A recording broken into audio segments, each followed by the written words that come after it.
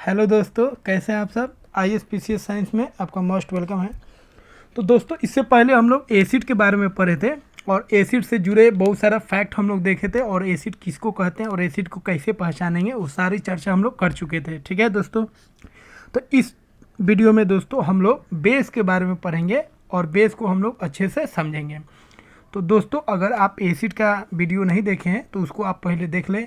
आई button में उसका हम लिंक दे दिए हैं, डिस्क्रिप्शन बॉक्स में भी उसका एक प्लेलिस्ट है, वहाँ से आप एसिड को जाके देख लीजिए ताकि बेस समझना आपके लिए क्या हो जाए, आसान हो जाए।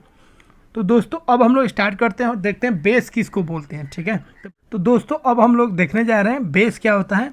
तो बेस का जो हिंदी होता है वो भस्म होता है। अब हम लोग देखते हैं बेस का डिफिनेशन क्या होता है। ठीक है, तो देखिए दोस्तों, एसिड का जिस तरह 3 डिफिनेशन था उसी तरह बेस का भी यहाँ पे 3 डिफिनेशन पढ़ेंगे, जिसमें जो फर्स्ट वाला डिफिनेशन है ऑर्नियस बेस, वो बहुत ही इंपॉर्टेंट है। ठीक है, तो देखिए दोस्तों, ऑर्नियस जो बेस होता है, ऑर्नियस जो भस्म होता है, उसको हम लोग क्या बोलते हैं।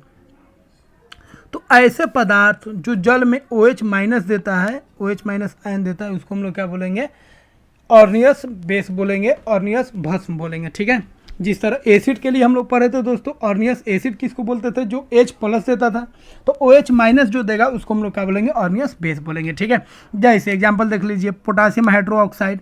तो ध्यान रखेंगे दोस्तों, OH माइनस को हम लोग क्या बोलेंगे, हाइड्रो ऑक्साइड बोलेंगे। क्या बोलेंगे, हाइड्रो ऑक्साइड।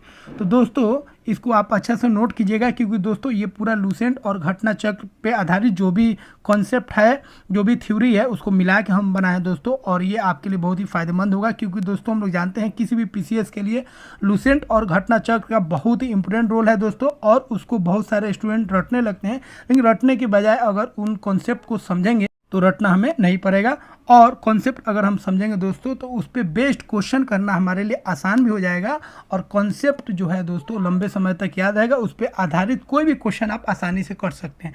तो रटने से बचिए, थ्योरी को दोस्तों अच्छा से पढ़िए, और हम वेल डिफाइंड वेल तरीके से हम आपको पढ़ाएंगे और एक सिस्टमेटिक वे में सारे टॉपिक्स को आपको कवर कराएंगे और क्वेश्चन भी आपको कराएंगे। घबराने की कोई आवश्यकता नहीं है। तो दोस्तों यहाँ पे KOH जो हो गया दोस्तों, इसको हम लोग बोलेंगे पोटासियम हाइड्रो ऑक्साइड। क्या है कि K का मतलब क्या होता है, पोटासियम, और OH का मतलब क्या होता है, हाइड्रो ऑक्साइड। एकदम सिंपल नाम है। Sodium hydro oxide, calcium hydro oxide, इस तरह बहुत सारे बेस होते हैं। ठीक है, अब दोस्तों अगला हम लोग बात कर लेते हैं ब्रोंस्टेड-लॉरी बेस। ठीक है, ब्रोंस्टेड-लॉरी दोस्तों बेस हम लोग किसको बोलेंगे, तो ब्रोंस्टेड-लॉरी बेस किसको बोलते हैं, तो ऐसे पदार्थ जो H प्लस आयन एक्सेप्ट करते हैं, स्वीकार करते हैं, उसको हम लोग क्या बोलेंगे, ब्रोंस्टेड-लॉरी बेस। ठीक है, तो ऐसे पदार्थ जो दूसरे पदार्थ से प्रोटॉन मतलब H प्लस लेते हैं, उनको हम लोग क्या बोलेंगे, ब्रोंस्टेड-लॉरी बेस। और इसका एक एग्जाम्पल आप याद रख सकते हैं, HCO3 माइनस। ठीक है, यह H लेने का क्षमता रखता है, इसीलिए इसको हम लोग क्या बोलेंगे, ब्रोंस्टेड बेस बोलेंगे। ठीक है, और ब्रोंस्टेड एसिड आपको बताए थे जो H प्लस देता है, H प्लस देने वाला को ब्रोंस्टेड-लॉरी एसिड बोलेंगे, अम्ल बोलेंगे, और जो H प्लस लेता है उसको हम लोग क्या बोलेंगे, ब्रोंस्टेड-लॉरी बेस बोलेंगे। उसके बाद है दोस्तों लेविस बेस, ये थोड़ा सा इंपॉर्टेंट है। तो फर्स्ट वाला आप याद रखेंगे, बहुत इंपॉर्टेंट है। उसके बाद थर्ड वाला थोड़ा सा इंपॉर्टेंट है, सेकेंड आपको उतना ध्यान देने की कोई आवश्यकता नहीं है।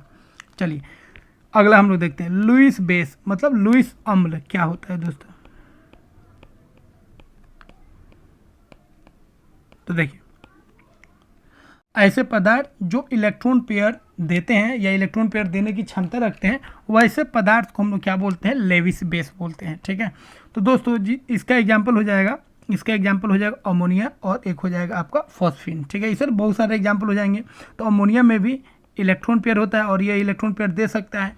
ठीक है, फॉस्फोन में भी इलेक्ट्रॉन पेयर होता है। ठीक है, तो जो इलेक्ट्रॉन पेयर दे सकता है उसको हम लोग क्या बोलेंगे, लेविस बेस। अब आते हैं बेस का प्रॉपर्टीज देखते हैं दोस्तों, बेस का क्या क्या प्रॉपर्टीज होता है, क्या क्या भस्म का गुण होता है। तो देखिए, बेस जो होता है दोस्तों वो क्या होता है, उसको टच कीजिएगा तो साबुन की तरह आपको फील होगा। ठीक है, तो ये स्पर्श करने पर किसकी तरह, साबुन की तरह लगते हैं, साबुन जैसा लगता है। दूसरा ध्यान रखेंगे दोस्तों, इसका जो स्वाद होता है, इसका जो टेस्ट होता है वो कैसा होता है, कड़वा होता है। इसका स्वाद कैसा होता है, कड़वा होता है, और इसे टच करने पर साबुन जैसा लगता है। दूसरा दोस्तों ध्यान रखेंगे, बेस जो होता है वो लाल लिटमस को किस में बदलता है, नीले लिटमस में बदल देता है। ठीक है, और एसिड इसका उल्टा करता है, एसिड क्या करता है, ब्लू को रेड में बदलता है, और बेस जो होता है दोस्तों वो क्या करता है, रेड को किस में बदलता है, ब्लू में बदलता है। ठीक है, अब दोस्तों एक टर्म हम लोग सीखेंगे अल्कली, जिसको हिंदी में बोलते हैं क्षार। तो देखिए दोस्तों, अल्कली जो होता है दोस्तों वो बेस ही होता है। ठीक है, तो ऐसे बेस, ऐसे भस्म जो जल में घुलनशील हो, वैसे बेस को हम लोग क्या बोलेंगे, अल्कली। तो दोस्तों ध्यान रखेंगे, बेस जो होते हैं दोस्तों, भस्म जो होते हैं, कुछ ऐसे भस्म होते हैं जो पानी में क्या होते हैं, घुलनशील होते हैं। ठीक है, और कुछ ऐसे भस्म होते हैं जो पानी में घुलनशील नहीं होते हैं। तो ऐसे बेस जो पानी में सॉल्युबल हो, जो पानी में घुलनशील हो, वैसे बेस को दोस्तों हम लोग क्या बोलते हैं, अल्कली बोलते हैं। क्या बोलते हैं, अल्कली।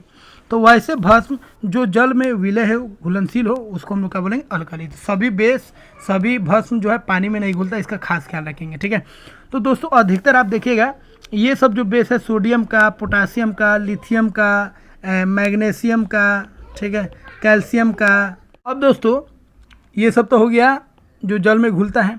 अब कुछ ऐसे बेस होते हैं दोस्तों जिसको हम लोग भस्म तो बोलेंगे दोस्तों, लेकिन क्षार नहीं बोलेंगे, क्योंकि ये जल में घुलनशील नहीं होते। क्षार उसी बेस को बोलते हैं जो जल में घुलनशील होते हैं। ठीक है, जैसे copper hydroxide, zinc oxide, iron oxide, ये जो दोस्तों होते हैं ये भस्म तो हैं, परंतु ये क्षार नहीं है, क्योंकि ये जल में घुलनशील नहीं है। ठीक है, अब दोस्तों कुछ बेस का बात कर लेते हैं जो बहुत ही खास है और जिन पे क्वेश्चन बनते हैं। कैल्शियम हाइड्रोक्साइड दोस्तों बहुत इंपॉर्टेंट है। कैल्शियम हाइड्रोक्साइड जो है दोस्तों, इसको लाइम वाटर बोलते हैं, जिसको हिंदी में हम लोग क्या बोलेंगे, चूने का पानी। ठीक है, और इसका काम क्या होता है दोस्तों, ध्यान रखेंगे, दीवार का जो हम लोग फिनिशिंग करते हैं, दीवार पर जब हम लोग वाइट वॉशिंग करते हैं तो दीवार को वाइट वॉशिंग करने में इसका इस्तेमाल होता है। ठीक है, तो किस में काम आता है, वाइट वॉशिंग में। ठीक है, तो इसका हम लोग इस्तेमाल करते हैं, किसका, कैल्शियम हाइड्रोक्साइड का। दूसरा दोस्तों NaOH सोडियम हाइड्रोक्साइड और KOH पोटासियम हाइड्रोक्साइड।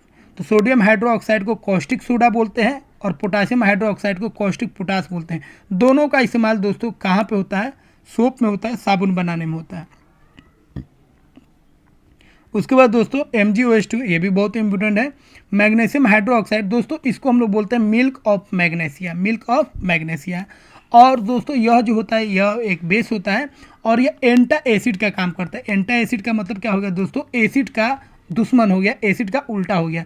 तो जब दोस्तों हमारे अमाशय में जब एसिड अधिक हो जाता है, अधिक एसिड हो जाता है दोस्तों, जब हम अधिक खाना खा लेते हैं, ठीक है, या मसालेदार खाना खा लेते हैं, तो स्टोमक में एसिड का उत्सर्जन जो है बढ़ जाता है और वो एसिड इरिटेट करने लगता है। तो हम लोग ऐसे पदार्थ खाएंगे जिससे एसिड न्यूट्रलाइज हो जाए। तो उस केस में दोस्तों हम लोग क्या लेते हैं, मिल्क ऑफ मैग्नेशिया लेते हैं, जिसको हम लोग क्या बोलेंगे, एंटा एसिड। ठीक है, तो दोस्तों यहाँ से एक क्वेश्चन बन जाता है, जब हमारे स्टोमक में अधिक एसिड हो जाएगा, मतलब एसिडिटी हो जाएगा। क्या हो जाएगा, एसिडिटी हो जाएगा, अम्लीयता हो जाएगा, एसिडिटी जिसको हम लोग क्या बोलेंगे, अम्लीयता।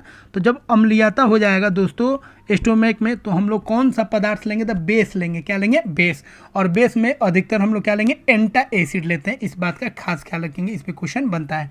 MgOH2 को ही हम लोग क्या बोलेंगे, मिल्क ऑफ मैग्नेशिया। और ये किसके तरह काम करेगा, एंटा एसिड। एंटा एसिड एक ही नहीं होता है, एंटा एसिड बहुत सारा होता है, लेकिन यहाँ पे मिल्क ऑफ मैग्नेशिया जो है MgOH2 कैसे काम करेगा, एंटा एसिड की तरह काम करेगा। दोस्तों अगला एक रिएक्शन है जो बहुत ही खास है, कैल्शियम ऑक्साइड। दोस्तों यह जो होता है क्विक लाइम होता है, जिसको चूना बोलते हैं। ठीक है, तो गांव में आप देखिएगा दोस्तों, जो पहले जो वाइट वॉशिंग होता था, दीवारों को जो रंगा जाता था, पोता जाता था, वाइट से किया जाता था दोस्तों, जिसको चूना हम लोग बोलते थे। ठीक है, चूना पानी। तो दोस्तों चूना को पहले क्या किया जाता था, पानी में डाला जाता था और चूना को हम लोग क्या बोलेंगे, क्विक लाइम बोलेंगे। और इसका फॉर्मूला क्या हो जाएगा, CaO, याद रखेंगे। इसको हम लोग बोलेंगे कैल्शियम ऑक्साइड। क्या बोलेंगे, कैल्शियम ऑक्साइड। दोस्तों अगर इस सब नेमिंग में आपको दिक्कत हो रहा है कंपाउंड का, तो उसका अलग एक वीडियो बना है जिसमें कंपाउंड का नेमिंग कैसे करेंगे और उसका फॉर्मूला कैसे लिखेंगे, उसके बारे में हम चर्चा किए हैं। उसको आप जाके जरूर देखिए, उसका डिस्क्रिप्शन बॉक्स में उसका लिंक हम दे देंगे। दोस्तों ये बहुत इंपॉर्टेंट है, क्योंकि केमिस्ट्री का एकदम बेसिक होता है, उसका नाम को याद रखना। अगर आपको नाम आता ही नहीं है तो फिर केमिस्ट्री कैसे पढ़ेंगे। ठीक है, तो किसी भी यौगिक या किसी भी तत्व का नाम को याद रखना बहुत ही इंपॉर्टेंट है, क्योंकि नाम पे ही सारा क्वेश्चन बनेगा। ठीक है, क्योंकि नाम ही नहीं जानेंगे तो फिर उसके बारे में हम लोग चर्चा कैसे करेंगे। तो दोस्तों ये हो गया पानी। तो चूना को जब हम पानी में डालेंगे दोस्तों, तो यह बनेगा कैल्शियम हाइड्रोक्साइड।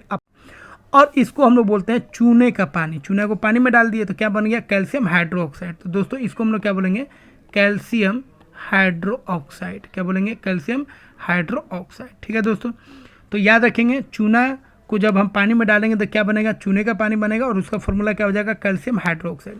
अब दोस्तों यहाँ पे एक इंपॉर्टेंट क्वेश्चन बनता है, कैल्शियम हाइड्रोक्साइड जब CO2 के साथ रिएक्शन होता है, जब कैल्शियम हाइड्रोक्साइड के साथ कार्बन डाइऑक्साइड का रिएक्शन होता है तो बनता है कैल्शियम कार्बोनेट। क्या बनता है, कैल्शियम कार्बोनेट। अब प्लस क्या बनेगा, वाटर बनेगा। कैल्शियम कार्बोनेट प्लस क्या बनेगा, वाटर। कैल्शियम कार्बोनेट को दोस्तों इसका केमिकल नाम क्या है, केमिकल नाम है कैल्शियम कार्बोनेट है दोस्तों। और एक कॉमर्शियल नाम भी है दोस्तों इसका, लाइमस्टोन। क्या बोलेंगे, लाइमस्टोन, जिसको हिंदी में हम लोग बोलते हैं चूना पत्थर। अब खास बात क्या है दोस्तों, कैल्शियम कार्बोनेट जो होता है इसका जो कलर होता है दूधिया हो जाता है। क्या हो जाता है, दूधिया। ध्यान रखेंगे। अब इसका मतलब समझिए, देखिए कैल्शियम ऑक्साइड को आप किस में डाले, पानी में डाले तो कैल्शियम हाइड्रोक्साइड बन गया। अब लाइम वाटर से जैसे ही आप दीवार को, ठीक है, कोट कीजिएगा, दीवार को पेंट कीजिएगा लाइम वाटर से, तो होगा क्या दोस्तों, कुछ समय बाद, एक दिन बाद जो होगा दोस्तों वह दूधिया कलर का हो जाएगा और चमकने लगेगा। क्यों चमकेगा दोस्तों, काहे कि वो जो आप वाइट वॉशिंग हुआ है वह एयर के साथ, एयर में क्या है, कार्बन डाइऑक्साइड है, और कार्बन डाइऑक्साइड के साथ रिएक्शन करके कैल्शियम कार्बोनेट बना लेगा और यह क्या होता है दोस्तों, दूधिया कलर का होता है। इसीलिए दीवार पर जब हम पेंट करते हैं चूना का पानी मतलब लाइम वाटर से जब उसको हम लोग पेंट करेंगे, फिनिशिंग करेंगे, ठीक है, तो कुछ समय बाद जो होता है दोस्तों वो क्या होता है, चमकने लगता है। किसके कारण, तो ध्यान रखेंगे चूना पत्थर के बनने के कारण, कैल्शियम कार्बोनेट के बनने के कारण। ठीक है, और ये कैसा हो जाता है, दूधिया हो जाता है, दूध कलर का हो जाता है। उसके बाद दोस्तों ध्यान रखेंगे, लाइम वाटर बिकम्स मिल्की। यहाँ पे लिख दिए लाइम वाटर किसके द्वारा दूधिया हो जाता है, तो कार्बन डाइऑक्साइड के मिलने के कारण। लाइम वाटर क्या होगा दोस्तों, कैल्शियम हाइड्रोक्साइड जब कार्बन डाइऑक्साइड से रिएक्शन करेगा तो दोस्तों क्या बन जाएगा, ये बन जाएगा आपका कैल्शियम कार्बोनेट। ठीक है, अब देखिए दोस्तों ऑक्साइड के बारे में जान लीजिए। ऑक्साइड के बारे में, मेटल और ऑक्सीजन, धातु और ऑक्सीजन मिलेगा तो क्या बनाएगा दोस्तों, मेटालिक ऑक्साइड बनाएगा, धात्विक ऑक्साइड बनाएगा। ठीक है, जैसे सोडियम का oxide, magnesium oxide, aluminium oxide, zinc oxide, इस तरह। तो जितना भी धातु और ऑक्सीजन का रिएक्शन होगा तो उसको क्या बोलेंगे, धात्विक ऑक्साइड बोलेंगे। और अधातु और ऑक्सीजन रिएक्शन करेगा तो क्या बनाएगा, अधात्विक ऑक्साइड बनाएगा, जिसको नॉन मेटालिक ऑक्साइड बोलेंगे। जैसे कार्बन का देख लीजिए ऑक्साइड, नाइट्रोजन का ऑक्साइड हो गया, सल्फर का ऑक्साइड हो गया, तो ये कार्बन डाइऑक्साइड हो गया, ये नाइट्रोजन डाइऑक्साइड हो गया, सल्फर डाइऑक्साइड हो गया, इस तरह। अब यहाँ पे इंपॉर्टेंट चीज़ है दोस्तों, क्या ध्यान रखना है, ऑक्साइड दो तरह का हो गया, एक मेटालिक ऑक्साइड और एक हो गया आपका नॉन मेटालिक ऑक्साइड। तो मेटालिक ऑक्साइड को दोस्तों हम क्या बोलेंगे, बेस बोलेंगे। क्या बोलेंगे, बेस। तो मेटालिक ऑक्साइड कैसा होता है दोस्तों, बेसिक होता है, और नॉन मेटालिक ऑक्साइड जो होता है दोस्तों एसिडिक होता है। ध्यान रखेंगे, ठीक है। तो नॉन मेटालिक ऑक्साइड जो दोस्तों क्या होता है, एसिडिक होता है, लेकिन कुछ जो है नॉन मेटालिक न्यूट्रल भी हो सकते हैं। लेकिन याद रखें दोस्तों, मेटालिक ऑक्साइड हमेशा होगा, क्या होगा दोस्तों, बेसिक होगा। नॉन मेटालिक ऑक्साइड एसिडिक हो सकता है या किसी किसी केस में वो न्यूट्रल भी हो सकता है, इसका ध्यान रखेंगे। ठीक है दोस्तों, तो इसका आप खास ख्याल रखिएगा। तो दोस्तों यहाँ पे जैसे sodium oxide, magnesium oxide, aluminium oxide, iron oxide, ठीक है, जिंक ऑक्साइड, जितना भी ऑक्साइड होगा मेटल का सब क्या होगा, बेसिक होगा। तो ये सब आपका एक बेस की तरह बिहेव करेगा। ठीक है, और carbon dioxide, nitrogen dioxide, sulphur dioxide, ठीक है, ये सब जो भी होगा दोस्तों वो क्या होगा, वो नॉन मेटालिक ऑक्साइड है और ये कैसा होगा, एसिडिक होगा। तो दोस्तों यहाँ पे आपको लुसेंट और घटना चक्र का एक एक पॉइंट कराया जाएगा और क्वेश्चन भी कराया जाएगा उन पे बेस्ड। इसीलिए दोस्तों इस चैनल को आप लाइक कीजिए, सब्सक्राइब कीजिए और दोस्तों इस चैनल के साथ जुड़ जाइए और बेल आइकन को आप प्रेस कर दीजिए ताकि दोस्तों जैसे ही वीडियो को अपलोड करूँ वो आप तक पहुंच सके और आप जो है अपने जो लेक्चर है, जो वीडियो है, उसका आप फ़ायदा उठा सकें। ठीक है दोस्तों, फिर मिलेंगे हम लोग अगले लेक्चर में। अब दोस्तों अगले लेक्चर में हम लोग सीखेंगे सॉल्ट के बारे में। तो एसिड हो गया, बेस हो गया, अब अगले लेक्चर में दोस्तों सॉल्ट के बारे में सीखेंगे। और सॉल्ट जो होगा दोस्तों उस पर बहुत सारे क्वेश्चन बनते हैं। बेस में तो बहुत कम बन पाता है, लेकिन सॉल्ट में जो दोस्तों लवण जो हम लोग पढ़ेंगे आगे उस पर बहुत सारे क्वेश्चन बनते हैं और बहुत सारे फैक्ट भी वहाँ पे निकलेंगे। तो दोस्तों अगले लेक्चर में हम लोग सॉल्ट को कंप्लीट करेंगे। तो ठीक है दोस्तों, अगले लेक्चर में हम लोग मिलते हैं। तब तक आप चैनल के साथ बने रहिए, लाइक कीजिए, सब्सक्राइब कीजिए और अपने फ्रेंड सर्कल में शेयर कीजिए ताकि और भी स्टूडेंट जुड़ सके और हम भी आप लोगों से मोटिवेट हो सके ताकि आपके लिए और एक से एक शानदार वीडियो लाते रहें। ठीक है दोस्तों।